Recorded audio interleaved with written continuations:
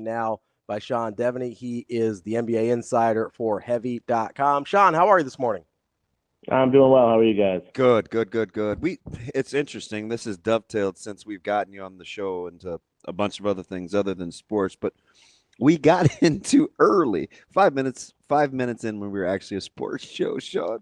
We were talking about Budenholzer, and randomly we were just talking about like how we feel about these good coaches that get fired, right? I mean, Nick Nurse and Budenholzer and Mike Brown and Mike Malone, like guys that have had accolades. And I get it. The league is tough. But how do you land the plane when you're trying to assess coaching acumen when guys can come and go so freely in the NBA? Yeah, I mean, some of it is just circumstance. There's been a lot of good coaches who are, come up through the ranks and everybody's excited about them, and they get a job and things don't work out. And next thing you know, they're a bum and they're out. A guy like Kenny Atkinson is a good example, right? I mean, he was one of the best assistant coaches when he was with the Hawks coming up, 10 years ago. And he got the job with the Nets and actually did a pretty good job with the rebuilding Nets team that, was kind of cleaning up the mess after that whole Kevin Garnett trade. So he gets that job and, really does get that, gets them to the playoffs, the D'Angelo Russell team, those teams and shows a lot of promise. And then they go and they get, Kevin Durant and, they move on from Kenny Atkinson because they don't think he's a championship style coach. Well, now look what he's doing in Cleveland. I mean, look where he's got the Cavaliers. So, so much of it is just circumstance. And what kind of thing, what kind of job you get dropped into. There's a lot of coaches who are selective about the first job they take. There's some coaches who just take, if you get a chance of one of 30 jobs and you just take it. But that can really set you up for long-term failure, long-term success, sort of depending on where you are and sort of how things go right out of the gate. Seth, on some of these more high-profile firings, which ones do you think, I guess, give me the most justified and least justified you think of those groups? Yeah, look, so Taylor Jenkins with Memphis probably should have been fired like in December or so. It was clear that what he was trying to do, he was trying to change that offense, make it less reliant on Ja Morant, so they get to the playoffs, they have a better chance of survival, which is a good idea. I mean, it's a good plan. The problem is that Ja Morant was not on board with having less Ja Morant. So that was one where it was clear that wasn't working out. They probably should have made that firing a while ago. Mike Malone, on the other hand, it was clear that after 10 years there, his voice had kind of worn out, and it was probably time for a change. You don't do it 3 days before the playoffs. So you just don't do that out of respect for him, for one thing, for the fact that he's the franchise's winningest coach in history, and the fact that he brought the only championship to that. You don't do that. That's an embarrassing way to approach that. But at the same time, I would, if they had done it in the offseason, that would have been perfectly justifiable. The Budenholzer thing, again, like you could justify that too because it just wasn't working. I mean, it's clear that wasn't necessarily his fault, but this needs to be a team that rebuilds, and they need a rebuilding coach, and that's not him. So, with all three of those guys, at least you can make a pretty good case. I think the thing that you'd argue with in all three cases is the way it was handled and the timing of when it was done and all that sort of thing. Budenholzer is probably the most traditional one, so I'd say that's probably the most justifiable one. But, if any of those three guys had gotten fired here in the offseason, I don't think anybody'd be surprised. It's such an interesting conversation in this era of player empowerment, and we've seen it in college athletics. NFL coaches are often connected to their quarterback. We've seen NBA coaches connected to their best player. A couple guys that always seem to be able to rise above it, though. One relatively new. Let me know if he belongs in this category. I always think Spoelstra, right? Spoelstra has Riley. Yeah. Stars have come and gone. That's Spoelstra.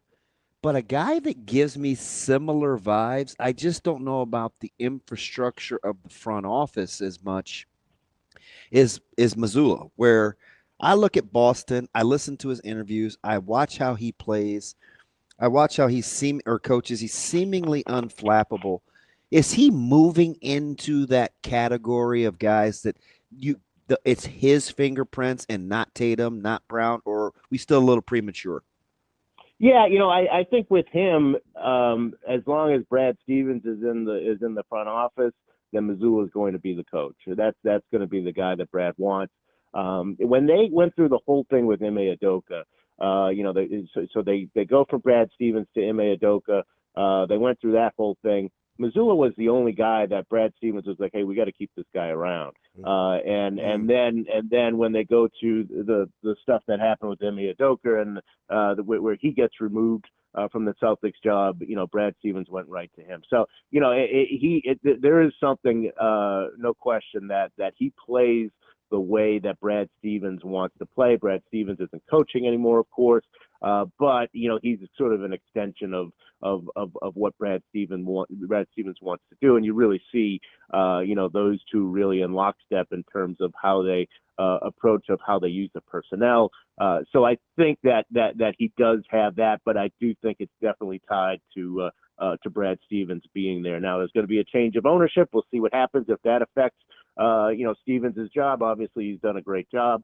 There's no argument with the with the way he's built that team, but ownership might come in and have some different ideas, and maybe things fall apart a little bit there. That would be the only way I could see that partnership starting to flag a little bit.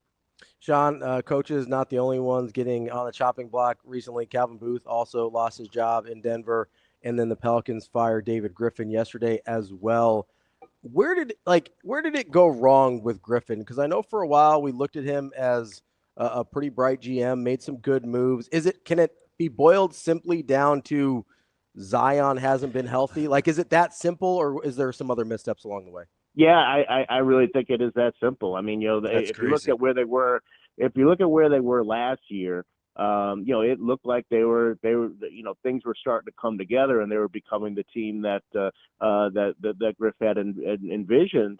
But it was something where you've got basically all your eggs in one basket, and that guy has just never been healthy. He's just never been completely healthy, for an extended period of time. And as long as that's going to be the case, it's going to be tough to, it's sort of like in a lesser context, it's a little bit like where the Sixers are, where you're built around Joel Embiid, and you just don't know if he's going to be there year in and year out. At least the Sixers got a lot more out of the career of Joel Embiid at this point than the Pelicans did. So yeah, I mean, it's like I said, look at where they were last year. They were really a dangerous up and coming team.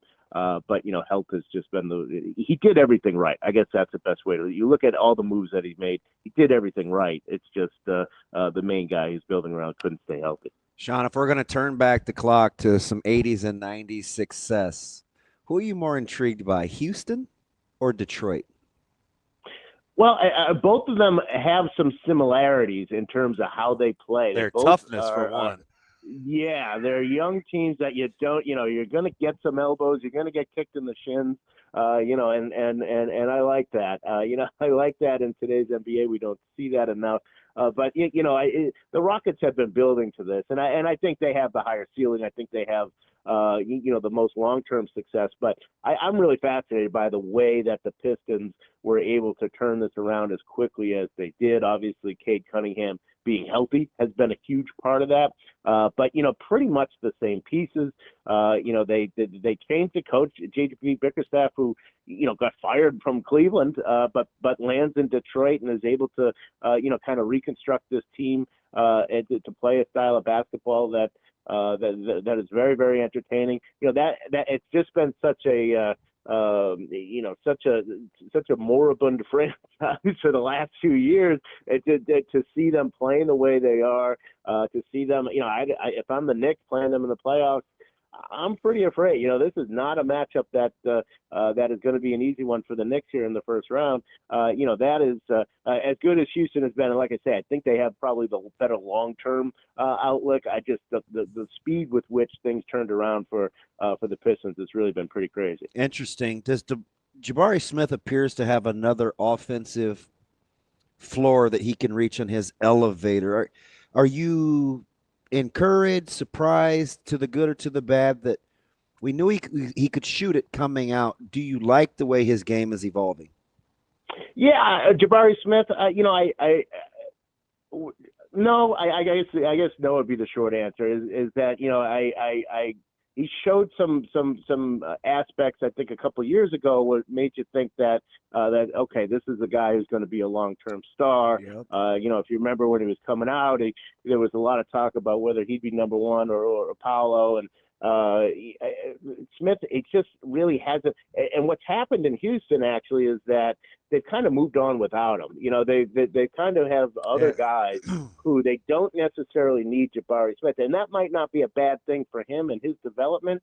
Maybe he wasn't quite ready to be, the franchise centerpiece, but with Şengün and with Jalen Green, they've got other guys now, and of course the veterans that they've got there, to where they don't necessarily need him to be a 20-point per game scorer, and maybe that'll be good for him finding what he is in the NBA without the pressure of having to be the main guy. But for a little while there, it did look like, okay, this is he's got a little bit of inside out to his game.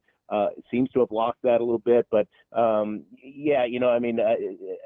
think that there were certainly higher expectations, but he's got to find where he fits with this team and with the in the league in general.